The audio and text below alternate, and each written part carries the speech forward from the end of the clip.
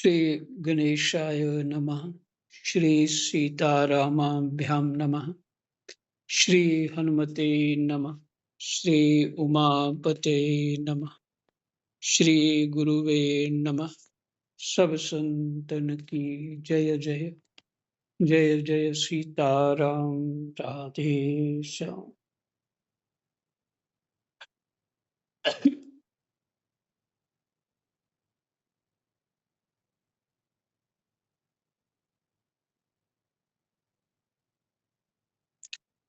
श्रीमद् भगवत गीता जी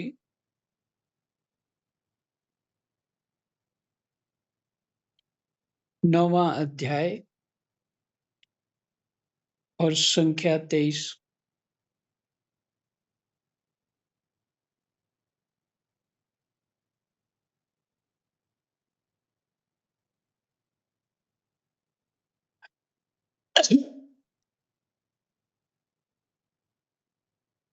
हे कुंती नंदन, जो भी भक्त श्रद्धा पूर्वक अन्य देवताओं का पूजन करते हैं।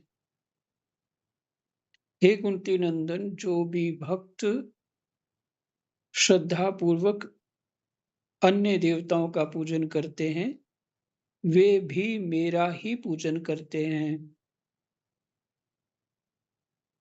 पर करते हैं अविधि पूर्वक,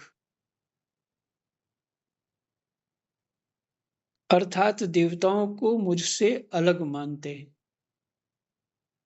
ये अविधि है। इस भाव से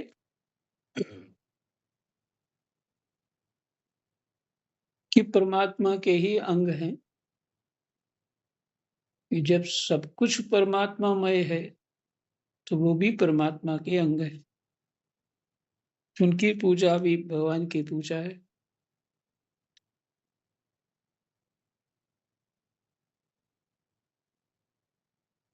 उनकी पूजा भगवान की पूजा कैसे है, ये भी थोड़ा विचार करना है। रचना तो उस प्रकृति माया की,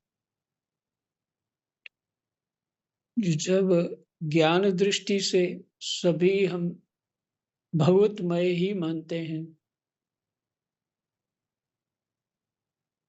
तो सबको आदर करते हैं, श्रद्धा करते हैं, भाव रखते हैं हृदय से। दृष्टि जो है वो सम होती है, व्यवहार भीष्म होता है। व्यवहार जो है बराबर नहीं हो सकता, दृष्टि सम हो सकती है। तो भगवान के ही अंग हैं। तो जो उन देवताओं को जो जो पद प्राप्त है, उनको उनकी जो सेवा है, जहाँ पे वो अब करते हैं, उनका पूजन इत्यादि, वो भगवान का ही पूजन है। ऐसा ज्ञान दृष्टि से अपने हृदय में विवेक हो जाए, ज्ञान वाला विवेक हो जाए, तो फिर विधि है। जिसे कल की बात आप जो कह रहे थे, मैंने पूछा, वो अंतिम में किसी और पद की लाइन जुड़ रही थी और आपको किसी को पता नहीं, आप ठीक से बता नहीं पाए मेरे को। वो ये था,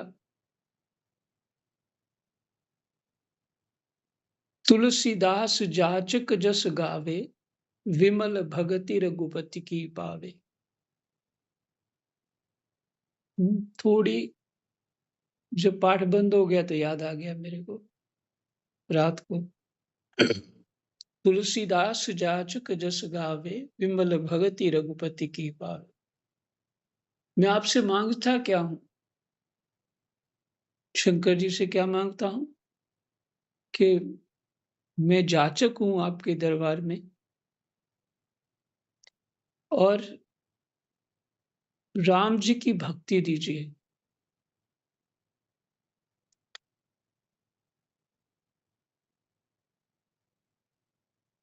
वहां ऐसा नहीं है कि शंकर जी राम जी को अलग मानते हैं या कि तुम मेरी भक्ति करो, ऐसा नहीं है।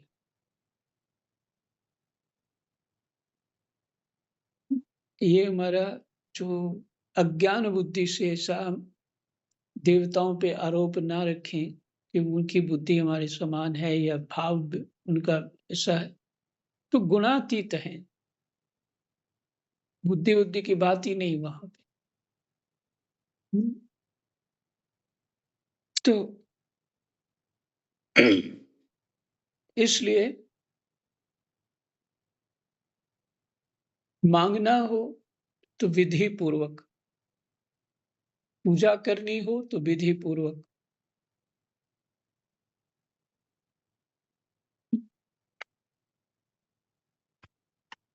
इसका अर्थ ये नहीं है कि अब श्राद्धों में पूजा बंद कर दें, ज्ञान हो गया हमको, ऐसा नहीं है। शंकराचार्य भी और अच्छे महात्मा लोग भी वो श्राद्ध इत्यादि करते हैं गुरु का,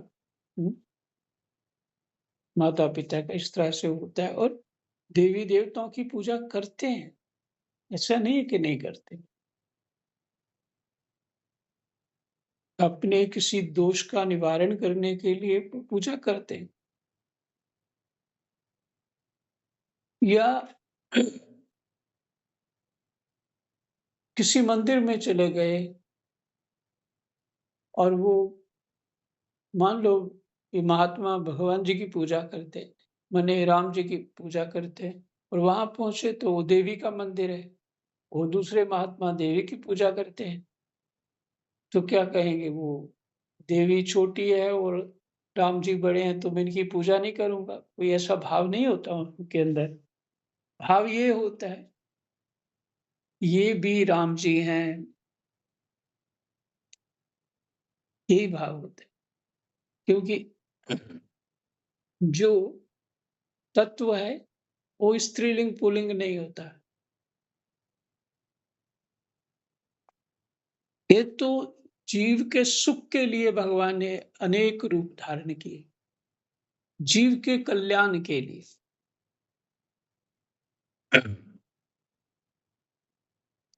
संख्या 24। क्योंकि संपूर्ण यज्ञों का भोक्ता और स्वामी भी मैं ही हूं, परंतु वे मुझे तत्व से नहीं जानते, इसी से उनका पतन होता है। स्वामी जी की व्याख्या देखिए। जब मनुष्य अपने को भोगों का भोक्ता और संग्रह का स्वामी मानकर उनका दास बन जाता है, भोगों का, और भगवान से सर्वथा विमुख हो जाता है, तब उसे ये बात याद ही नहीं रहती कि सबके भोक्ता और स्वामी भगवान है। इस कारण उसका पतन हो जाता है। परंतु जब उसे चेत हो जाता है कि वास्तव में संपूर्ण भोगों और संग्रहों के स्वामी भगवान ही, तब वह भगवान के शरणागत हो जाता है, फिर उसका पतन नहीं होता।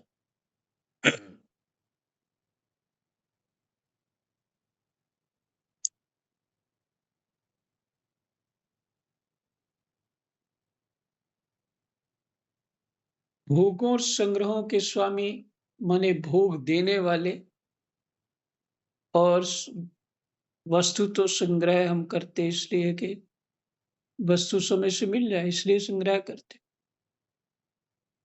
तो उनके स्वामी भगवान ही है, अर्थात उन्हीं से प्राप्त होगा।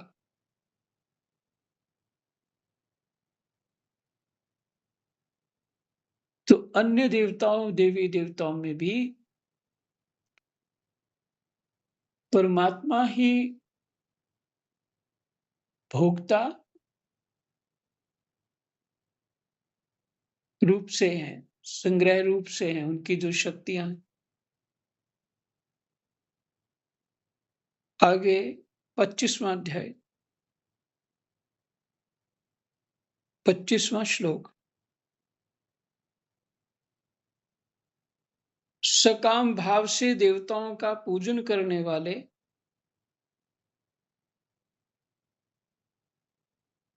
शरीर छोड़ने पर देवताओं को प्राप्त होते हैं।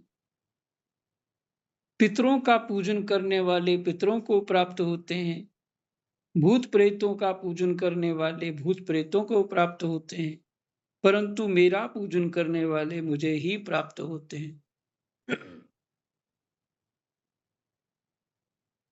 जो ये जानते हैं बस पितरों से ही सब कुछ प्राप्त होगा,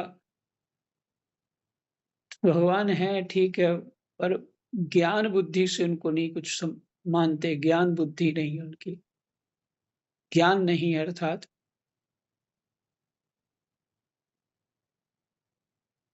ऐसे जहां चित्त लगा होता है, वो चित्त उसी गति को प्राप्त करता है।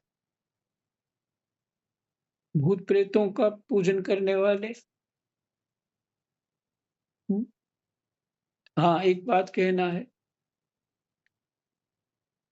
भले कितना कोई काम हमारा भूत प्रेतों के कारण कोई सफल हो जाए, ये कदापि ऐसा काम नहीं करना चाहिए। जब उनके प्रति थोड़ी भी आस्था बन जाएगी, तो चित्त उधर लगेगा, तो गति वही होती है। इसलिए भगवान का ही पूजन, हाँ, इस ढंग से पूजा नामदेव जी ने, किसको? भूत को। और बड़ा उन्होंने पद भी लिखा है, मेरे लंबोदर, मेरे जो कृष्ण भगवान हैं, वो उनकी टांगे लंबी लंबी हो गई हैं और विशाल रूप है, और इस तरह करके वो भूत जब उसने अपना प्रकट किया, अपना विशाल रूप, कभी कुछ बनता था कभी कुछ, तो नामदेव जी उसको भूत नहीं मान रहे, भगवान ही मान रहे। तो क्या हुआ? भूत का कल्याण हो गया।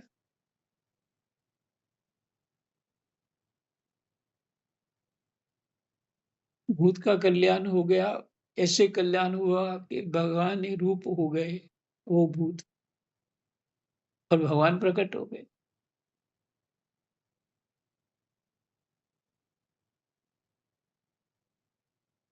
तो जो हम अच्छे में बुरा देखते हैं, वो अच्छे में बुरा प्रकट कर रहे हैं, और बुरे में अच्छा भी प्रकट कर सकते हैं।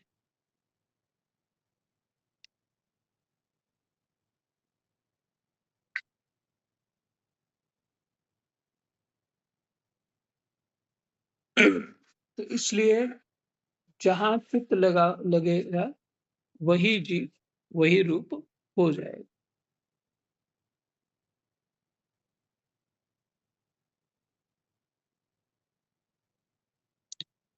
संख्या 26। जो भक्त पत्र पुष्प फल जल आदि को प्रेम पूर्वक मेरे अर्पण करता है, उस मुझ में तल्लीन हुए अंतःकरण वाले भक्त के द्वारा प्रेम पूर्वक दिए हुए उपहार भेंट को मैं खा लेता हूं, अर्थात स्वीकार कर लेता हूं।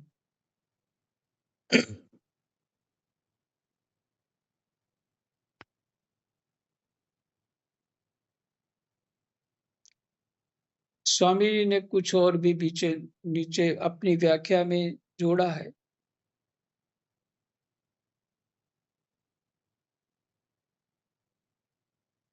सुन लीजिए।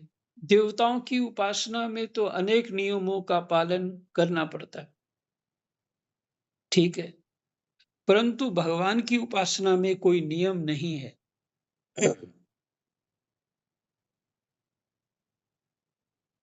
भगवान की उपासना में प्रेम की, अपनेपन की प्रधानता है।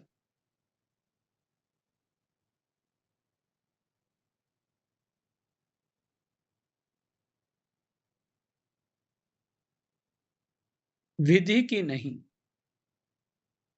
भगवान की उपासना में प्रेम की, अपनेपन की प्रधानता है, विधि की नहीं। भगवान भावग्राही, क्रियाग्राही नहीं। भगवान भावग्राही हैं, क्रियाग्राही नहीं। कि तुमने इतना समय दिया, इतनी क्रियाएं करी, तो ये उसको भगवान उतना महत्व नहीं देते, ये भाव है उनका। हम्म, भाव मुख्य है।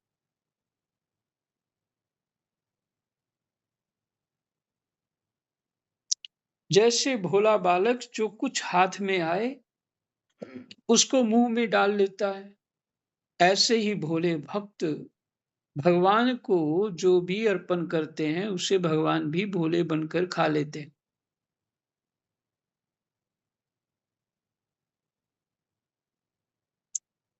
जैसे विदुरानी ने केले का छिलका दिया तो भगवान ने उसे ही खा लिया। देखिए, इसका अर्थ ये नहीं है कि जो आजकल गोपाल जी अथवा कोई भी मूर्ति ली, चाहे वो प्लास्टिक की क्यों ना हो, और गले में लटका के घूमते रहते हैं, मुझे इसको प्रेम हो गया, शादी कर ली मैंने, ये कर लिया, वो कर लिया। ये अर्थ नहीं है इसका। ये उनके लिए जो बहुत लगे हुए हैं पहले से, बात को जानते हैं। ये लिखने वाले भी कौन है? स्वामी राम सुखदास जी। शास्त्रों का, साधना का खूब अध्ययन और तप किया है। तो अच्छे-अच्छे महापुरुषों का संग भी किया है।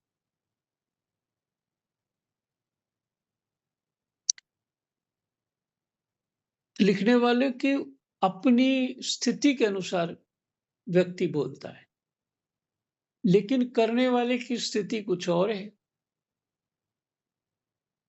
नए-नए भक्त जो है ना, वो अच्छे-अच्छे तिलक-शिलक लगा के घूमते। कोई बुरी बात नहीं, बहुत अच्छी बात है, घूमना भी चाहिए।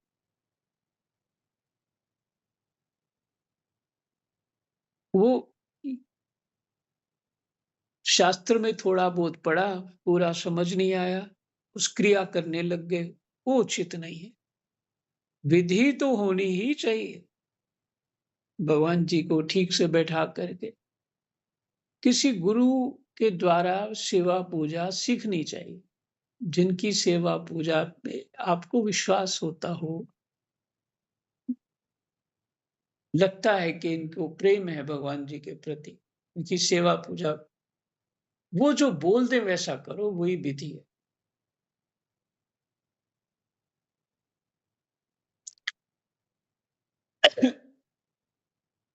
कुछ भी बोल दें, ये मानना पड़ेगा, वही विधि है। और बाकी भागवत जी में कितनी सारी विधि लिखी है। भाव होता है विधि ठीक से करनी है तो वहां से है। और नारद पंचरात्र में, पद्म पुराण में बहुत जगह है, स्कंद पुराण। तो सरल यही है, जितना कर पाते हो उतना करिए, ज्यादा विधि में मत घुसो। विधि करने से मन चित्त लगता है, चित्त लगता है, ये होता है। संख्या 27। हे कुंती पुत्र, तू जो कुछ करता है, जो कुछ भोजन करता है, जो कुछ यज्ञ करता है, जो कुछ दान देता है और जो कुछ तप करता है, वह सब मेरे अर्पण कर दे। प्रेमी तो ऐसे ही करेगा, क्योंकि उसको प्रेम है ना, वो अपने प्रेमी को ही देना चाहता है। कोई वस्तु भी, उसको प्रेम ही ऐसा होता है। लेकिन जिसको प्रेम नहीं होता, अपने प्रति सुख बुद्धि होती है, अपने लिए सुख की चाह होती है, उसी को असुर कहते हैं। वो भगवान को पुण्य अर्पण नहीं करता, वो कहते हैं नहीं नहीं, काम आएगा मुझे चाहिए।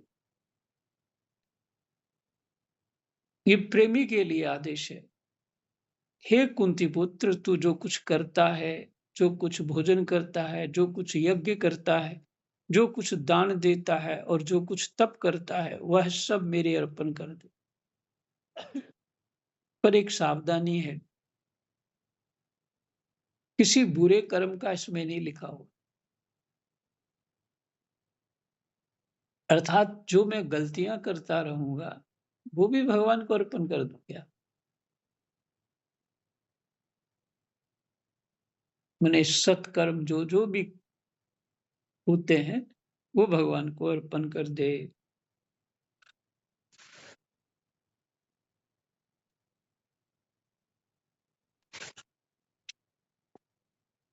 संख्या 28।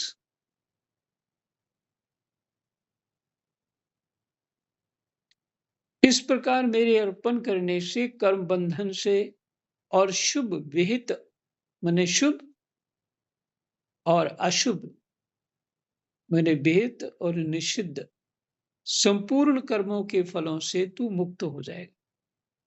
मतलब पाप पुण्य से मुक्त होगा। ऐसे अपने सहित सब कुछ मेरे अर्पण करने वाला और सबसे सर्वथा मुक्त हुआ तू मुझे प्राप्त हो जाएगा।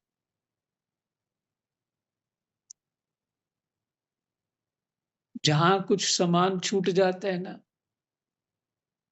फिर जाना पड़ता है वापस लेने, मेरा सामान छूट गया। तो यहां से पूरा सामान उठा लिया जाए तो फिर जाना नहीं पड़ेगा। इसी तरह पुण्य और पाप रखने क्यों? पाप को भोग लो, पुण्य को परमात्मा को अर्पण कर।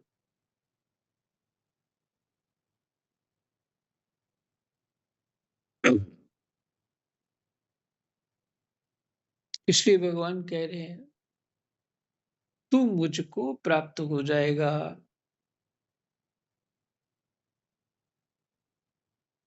संख्या 29। मैं संपूर्ण प्राणियों में समान हूं,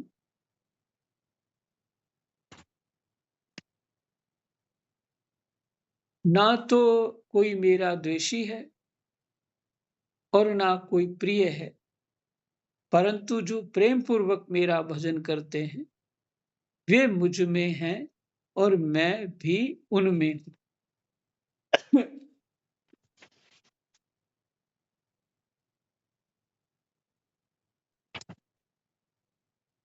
तो होगा ही। अगर अगर सिद्धांत को भी देखें, जिसका स्मरण करते हो वो आप में है, उस समय तो है जब स्मरण कर रहे हो।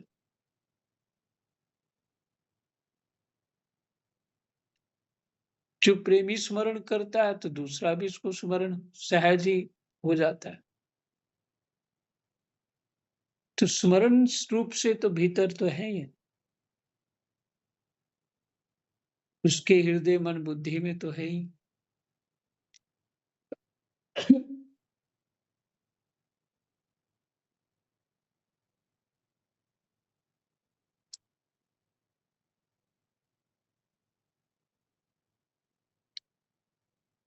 भगवान कह रहे कोई मेरा प्रिय भी नहीं है, अप्रिय भी नहीं है, मेरा कोई द्वेषी भी नहीं है।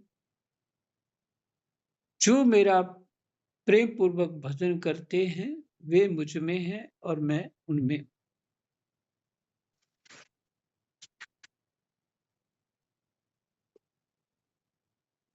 संख्या 30। अगर कोई दुराचारी, ये दुराचारी भी अनन्य भक्त होकर मेरा भजन करता है। राम राम। अगर कोई दुराचारी से दुराचारी, ये अगर कोई दुराचारी से दुराचारी भी, मने भयंकर दुराचारी, अगर कोई दुराचारी से भी दुराचारी भी अनन्य भक्त होकर मेरा भजन करता है तो उसको साधु ही मानना चाहिए, कारण कि उसने निश्चय बहुत अच्छी तरह कर लिया।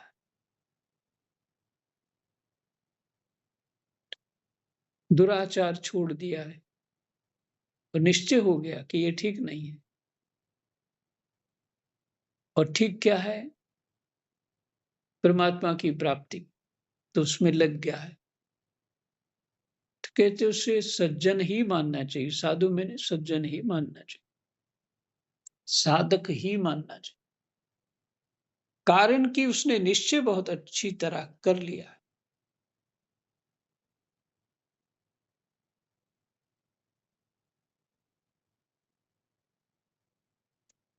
स्वामी जी की व्याख्या नहीं पढ़ेंगे, क्योंकि जो समझना है वो आपने समझ लिया।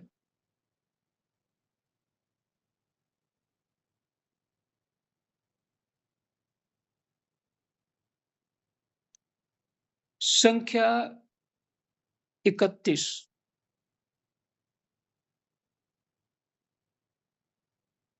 दुराचारी से भी दुराचारी है।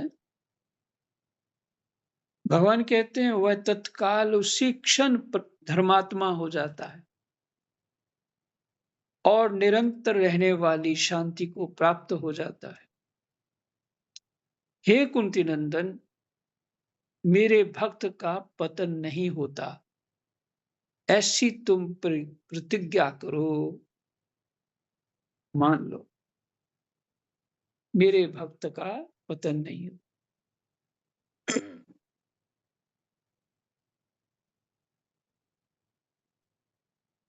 संख्या 32।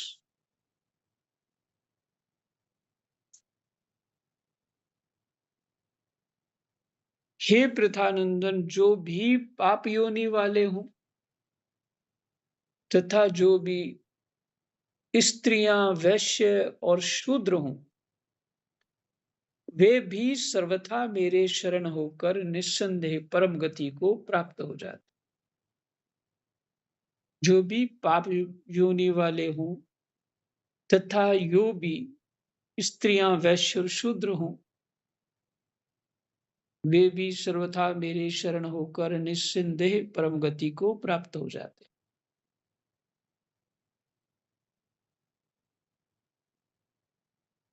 ये भगवान का न्याय है, ये भगवान की करुणा है,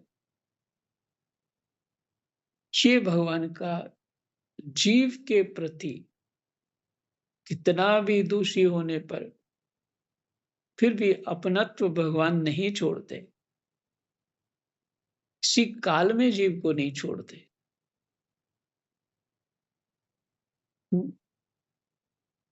कैसी भी स्थिति में जीव को नहीं छोड़ते। गोस्वामी जी कहते हैं तू ऐसे परमात्मा का भजन नहीं करता। इसी तरह का पद है वहां विनय पते, जो ऐसे अपनत्व देने वाले भगवान हैं, तुम्हें कभी नहीं छोड़ते, उनका भजन नहीं करता, उनका चिंतन नहीं करता, उनसे प्रेम नहीं करता।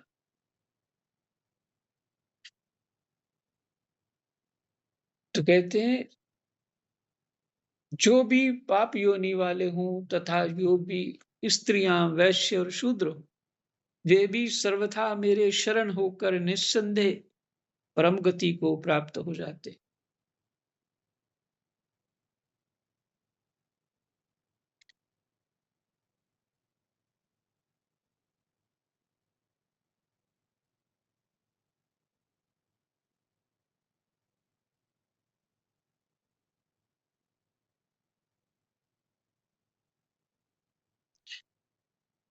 संख्या 33।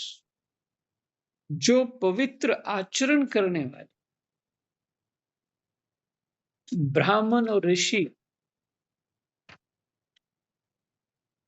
ब्राह्मण ऋषि ऋषि स्वरूप क्षत्रिय, जो पवित्र आचरण करने वाले ब्राह्मण और ऋषि स्वरूप क्षत्रिय भगवान के भक्त हों,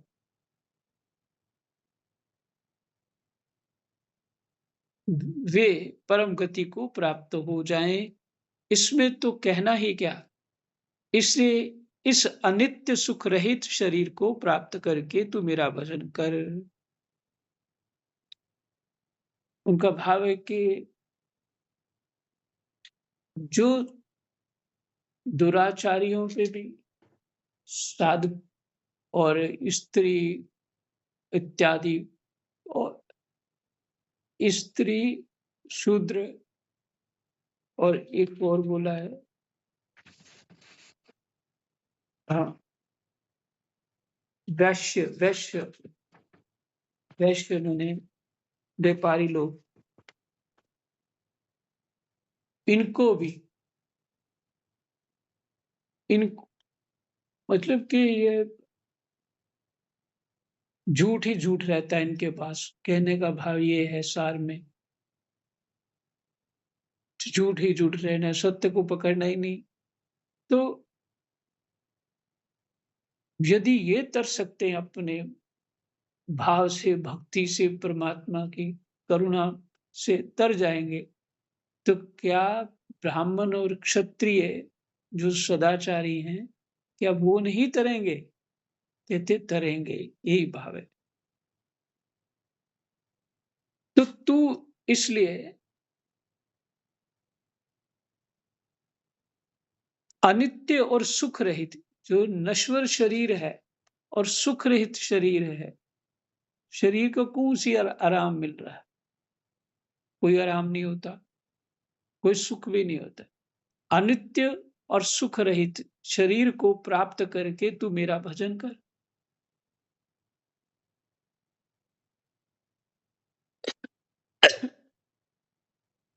संख्या 34। तू मेरा भक्त हो जा, मुझ में मन वाला हो जा, मेरा पूजन करने वाला हो जा, और मुझे नमस्कार कर। इस प्रकार अपने आप को मेरे साथ लगाकर मेरे परायण हुआ तू मुझे ही प्राप्त होगा। अच्छा, अगर माँ कहे बेटे को तू मेरे पे विश्वास कर, तेरा तेरा ये काम होगा, तू मेरे पे विश्वास कर, तो अगर बेटा विश्वास नहीं करता तो दोष तो बेटे का है ना, क्योंकि वो माँ पे विश्वास नहीं कर रहा है। भगवान कोई पार्टी बनाने के लिए नहीं कह रहे हैं तू मेरा भक्त हो जा। तू भक्त होगा तो भगवान को कोई लाभ हो जाए, नहीं, करुणा है, ये करुणा है। मुझे मुझ में मन वाला हो जा, मेरा पूजन करने वाला हो जा, और मुझे नमस्कार कर। इस प्रकार अपने आप को मेरे साथ लगाकर मेरे परायण हुआ तू मुझे ही प्राप्त होगा। सार रूप में, जहाँ चित्त, मन, अभ्यास, बुद्धि, ज्ञान जिस ढंग का होगा, उसी गति को प्राप्त अपने। तो ऐसे परमात्मा को भजना चाहिए। सार रूप ये है। कृष्णाय वासुदेवाय हरये परमात्मने प्रणतः क्लेशनाशाय गोविन्दाय नमो नमः। ओम तत्सुति। श्रीमद्भगवद गीता उपनिषत्सु ब्रह्म विद्यायाम योग शास्त्रे श्री कृष्णार्जुन संवादे राज विद्या राजगुह्य योगो नाम नवमो अध्याय। नवाध्याय विश्राम। जय जय सीताराम। राधे।